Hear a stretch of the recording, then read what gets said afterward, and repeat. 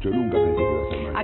Acá el diálogo sigue, acá sí es posible el diálogo. Sí. Y Enrique está diciendo una pequeña cosa que yo ya mismo le voy a refutar, porque él Sí. dice, yo a esta edad, Sí. no hay una edad que te da una patente No, de hay algo, una edad, Enrique. pero hay una acumulación de experiencia. Ya lo que te digo yo, una cosa es cuando uno ve y ve y ve. Yo nunca pensé que iba a ser mayor que los gobernantes. Para mí los gobernantes siempre eran unos viejos de mierda que estaban ahí. De pronto no tomaba conciencia de mi edad. Ahora yo soy mucho mayor. Entonces cuando por ahí me dicen, acá llueve mucho este año, por eso se inunda. Digo, no, hijo de la gran puta, porque yo tengo 71 años de porteño, y yo me acuerdo hace 65 años llovía igual, y se inundaba nada más que Avellaneda, La Boca y Barraca, que varias veces me tuve que quedar en la casa de mi tía en Avellaneda porque no podíamos volver. Hablando de acá. Roma. Ahora se inunda Palermo, un piso 24, entonces, ¿qué me están contando? ¿En A qué nos eso me tenemos que refiero. poner de acuerdo, sí o sí todos, y sobre todo los dirigentes, para que después, gane quien gane, no se cambie la cosa, no cambie la Argentina, no nos agarre este miedo que nos agarra siempre con razón, porque cambiaron todas las reglas del juego? Para armar la Argentina y que algo quede armado, ¿cuáles son los acuerdos que no hay que negociar? Por ejemplo, me sale Feliz Domingo, ¿no? Por ejemplo, el Estado. El Estado, que existe el Estado, ¿no? ¿Qué cosas no se negocian más? Yo no sé si es deseable que nada cambie. No dije eso. ¿Qué cosas para ustedes básicas hay que acordar, más allá de los cambios que haya después? La democracia. La democracia. Primero. La democracia, las garantías y las libertades individuales. Desde luego. Y después algo que es muy difícil de acordar porque es el centro de la discusión, que es el Estado. El Estado.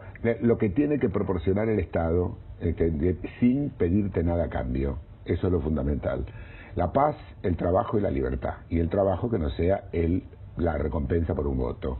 Y el trabajo que no sea el trabajo que surja de las necesidades del país y de tus habilidades y de tus posibilidades y tu necesidad. Yo creo que con paz, trabajo y libertad, esto sí, eso bueno, no hay que negociar. Pero es cierto que hay no es fácil. Muchas miradas sobre el Estado, ¿no? Porque el tema es esto, el tema es una discusión de políticas. Claro. Es decir, está bien, todos queremos trabajo, todos queremos paz, todos queremos libertad. Eso es cierto. O sea, la democracia se puede acordar más allá de una política liberal o una política estatista. Pero después estamos ante una disyuntiva. O bien dejamos que el mercado haga lo suyo, si es que creemos, y podemos creerlo legítimamente, que el liberalismo propende a un crecimiento de los recursos y que por derrame las clases populares van a recibir lo suyo. Uno puede pensar eso. Sí, yo no, pero hay quien puede pensarlo. O si no, la otra política es decir, bueno, el Estado va a intervenir, va a manejar las formas de la economía mediante el impuesto, mediante la ley, mediante actividades sucedáneas, etcétera, etcétera. Bueno, eso no se llama liberalismo, se llama estatismo. Eso lo tenemos que elegir, eso se elige en elecciones, no lo podés acordar antes. Lo que sí podés acordar antes es relativamente poco y mucho, que es lo individual.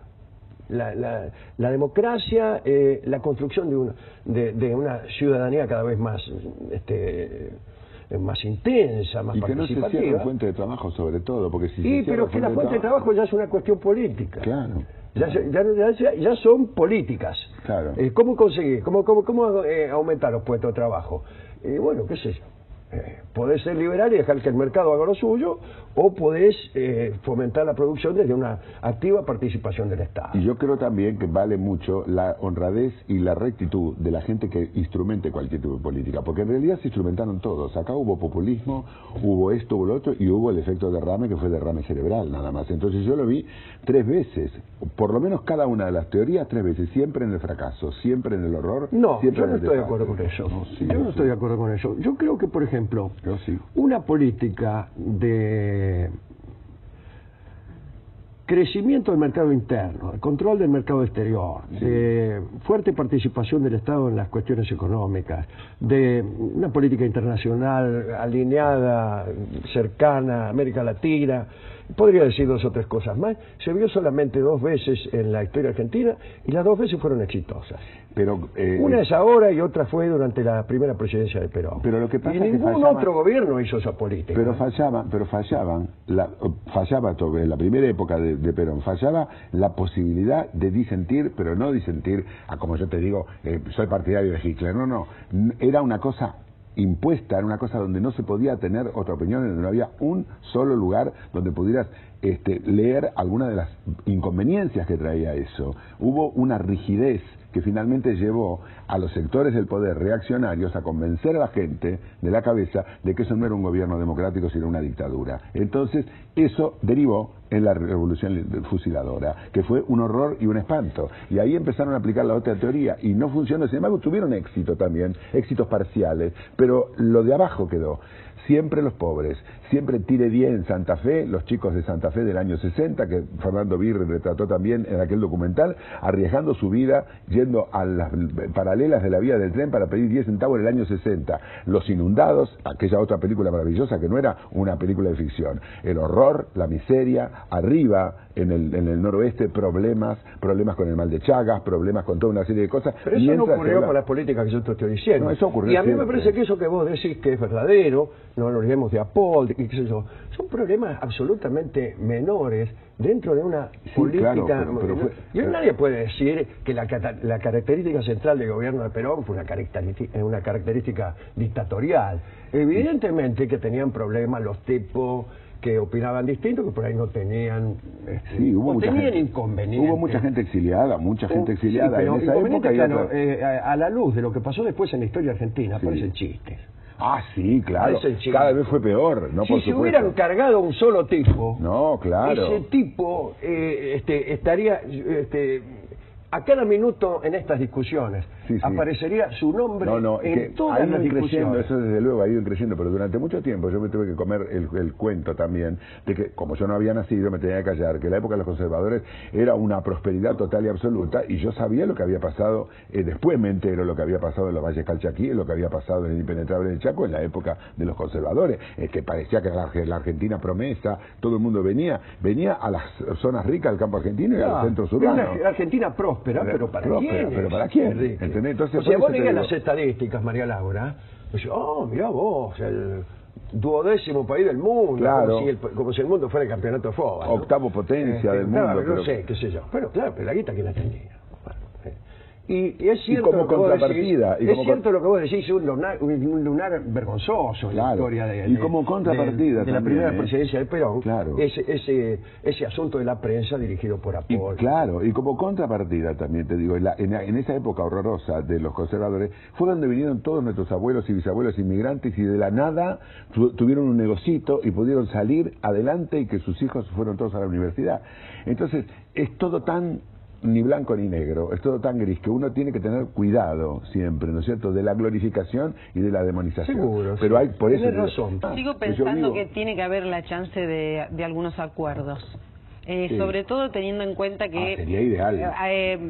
Radicales, peronistas, socialistas y todas las fuerzas que existan en general, el pueblo argentino quiere algunas cosas en común, ¿no? Porque tiene una la historia gente común, el socialismo, el peronismo y el radicalismo tienen una raíz común de movimientos populares que se contraponen a los conservadores y a los liberales económicos, no a los liberales políticos. Claro. Entonces, evidentemente, creo que y yo creo que si vos al argentino le exprimís un poquito, tiene un socialista, un peronista y un radical metido en el corazón, mucho más que un despiadado conservador. Lo tiene más. Es cuestión de que esa gente pacte y se deje de pelotudear a ver quién tiene el sillón de Rivadavia o quién no lo tiene, sino que las fuerzas progresistas de la República Argentina sean mayoría de una vez. Y entonces, seguramente, sin estarse peleando por tonterías, creo que el argentino tiene un costadito social, peronista, radical adentro. Me parece que es un poco radicheta, un poco socialista. Vos nombrás Palacio, todo el mundo lo aplaude. Yo, mirá que lo digo en el espectáculo y jóvenes viejos aplauden. Ese era bueno, ¿entendés? Entonces tenemos como Juan B. Justo, la señora Moró de Justo. Vos nombrás un montón de gente que hizo cosas, ¿no? Que gente que es piripipí, y la gente se identifica, así que creo que un pacto, como vos decís, no sería tan importante. Yo la palabra pacto no la uso. No, parece mafia. Pero, es igual código. Pero me parece que debe haber puntos de acuerdo, de cuestiones mínimos que no se discutan, sabiendo que hay tantas maneras de mirar, por ejemplo, como decíamos, el Estado, algunas cuestiones que estén así. No creo que nadie esté en contra, por ejemplo, del aumento del presupuesto educativo de Filmus, por dar un ejemplo, ¿no? El aumento del presupuesto para la educación, el porcentaje de aumento, para dar un ejemplo en el que después no vengan y lo tiren para atrás, el que venga. Y así, con lo que se hizo bueno, en cualquier caso, debiera existir. Evidentemente. Tengo la tendencia a desconfiar de cualquier, diálogo, de cualquier pacto. Entre enemigos bastante irreconciliables. Hay veces en donde es inevitable el conflicto. Es cierto, pero... Yo no estoy de acuerdo con que la historia funcione, como decía Hegel, con continua síntesis. No. ¿Y qué es esto? Yo no sé si se puede. Por ejemplo, Pinti dice que vos sos ladrón y te robaste $1 millón de pesos, y vos decís que no hiciste nada. ¿Y la síntesis cuál es? Que te robaste 500.000. Esa no es una manera de pactar. No, esa no es una manera de pactar ni de acordar. Eso es pacto mafioso. Claro, yo no quiero acordar de esa manera, haciendo la mitad de lo que hay que hacer, nada más que para que, el enemigo no chille, porque es así como se fracasa. Y me parece que a lo mejor, más que acuerdo, necesitamos beligerancia. Discúlpenme este despacho casualmente en beligerancia, ¿no? Pero me parece que debemos profundizar nuestras beligerancias, siempre con el respeto a la vida humana, a la libertad, etcétera, etcétera. Pero ir hasta el fondo. Así que nosotros creemos que el mercado se va a comer a los pobres. Bueno, sigamos adelante con esto. Sigamos adelante. Y si hay que hacer una política de impuestos muy fuerte, donde los ricos tienen que poner mucha guita, y que la ponga. Y si se opone... Yo la pongo, no tengo ningún problema. Sí, yo la pongo. Yo si quisiera, yo si creyera y se me fueran todas las sombras de duda, yo no tengo ningún problema que me suban los impuestos. Si yo tengo una buena entrada, no tengo ningún problema. La verdad, sí, no pero lo tengo. Ahora, si después mandan computadoras a escuelas que no tienen electricidad y la maestra se les debe enchufar acá, bueno, pero entonces eso no es la cosa. Y no es la cosa, pero es grave. No es la cosa. Tienen que ver, y si Tartagal se vuelve a caer todo de nuevo y nadie hace un corno por Tartagal y se vuelve a derrumbar de nuevo Tartagal, a través de este gobierno del anterior, con el mercado, con el señor mercado, son cosas que son el cotidiano de la gente. Pero de ese modo, Pinti, jamás vas a articular una creencia política o una política. No. Si todo está hecho de anécdotas individuales, ¿qué voy a creer yo en el Estado si fulano se afanó una computadora? O no crees en el liberalismo, o no crees en el liberalismo porque fulano se hace los trajes no sé dónde. Bueno, hablemos de política, pero hablemos de política. Que se afanen las computadoras no es un hecho político, no se la es un hecho de corrupción. El hecho de corrupción tiene una prensa sobredimensionada, eso no es política. No, perdón, Alejandro, no se las afanaban, las mandaban a un lugar donde no había energía lo mismo, eso no es política, no es izquierda ni derecha. Hay que poner la energía eléctrica primero y después mandar la Bueno, correcto, pero es una cuestión de gestión. Eso le puede pasar al liberal, le puede pasar al socialista. Sí, pero en el 2000 y pico no puede ser que un solo lugar de la Argentina no tenga luz eléctrica, no puede ser. Bueno, no puede ser, pero... Eso es un problema de fondo, no es una anécdota. Y bueno, pero tenemos que resolverlo a través de la política. O sea, no hay un partido político cuya plataforma consista en poner la energía eléctrica. No, pero tenemos que ver de qué manera, en qué contexto macroeconómico. Se apaga todo el país. No negar la crisis energética, decir está todo bien y se apagó todo. Porque eso no es una anécdota ni un lunar, es un problema grave. Es un problema grave, pero a través de qué política lo vamos a resolver. No sé, claro. Pero ese es el asunto. Desde luego que se tiene que apoyar una política gestionadora de un Estado responsable. Eso desde ya. No se va a dar con un Sí, pero hay que decidir qué color político tiene eso. Pero un momento, miren, empezamos el programa tratando de ver cómo hablamos. Ahí está, levantó la voz Alejandro Dolina. Pero no. Yo nunca pensé que iba a ser mayor que los gobernantes. Para mí los gobernantes siempre eran unos viejos de mierda que estaban ahí. De pronto no tomaba conciencia de mi edad. Ahora yo soy mucho mayor. Entonces cuando por ahí me dicen, acá llueve mucho este año, por eso se inunda, digo, no, hijo de la gran puta, porque yo tengo 71 años de porteño, y yo me acuerdo hace 65 años llovía igual, y se inundaba nada más que Avellaneda, La Boca y Barraca, que varias veces me tuve que quedar en la casa de mi tía en Avellaneda porque no podíamos volver. Hablando de Roma. Ahora se inunda...